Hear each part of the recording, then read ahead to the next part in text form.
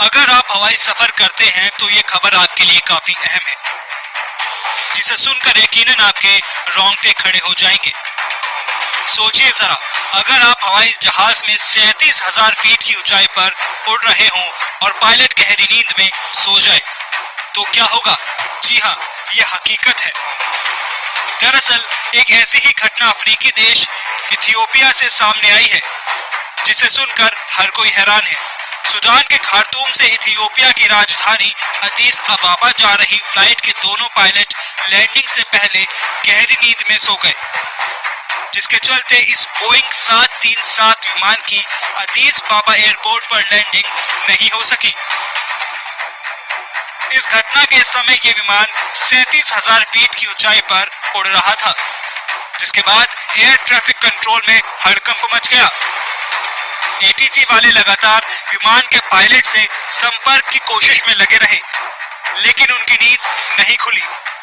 हालांकि auto pilot से disconnect होने के बाद दोनों पायलट की अलार्म के शोर से नींद खुली।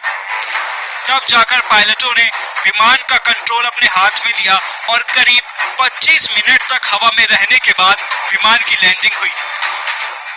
गनीमत ये रही कि इस हादसे में किसी को कोई नुकसान नहीं पहुंचा। इसके बाद इस विमान को अगली उड़ान भरने से रोक दिया गया, लेकिन जांच के बाद करीब 25 घंटे के बाद विमान ने दूसरी उड़ान भरी। इस घटना की जानकारी एविएशन सर्विलांस सिस्टम ADS-B के डेटा ने शेयर की, जिसमें विमान की फ्लाइट की एक तस्वीर भी पोस्ट की गई है। तस्वीरों में विमान को अदीस अबाबा हवाई अड्डे के पास घूमते हुए दिखाया गया है। तो वहीं पूरे मामले पर एविएशन एनालिस्ट एलेक्स मैक्रास ने ट्वीट करते हुए कहा कि ये घटना गंभीर चिंता का विषय है। हालांकि एविएशन एनालिस्ट ने पायलटों का बचाव करते हुए घटना के लिए थकान को जिम्मेदार बताया।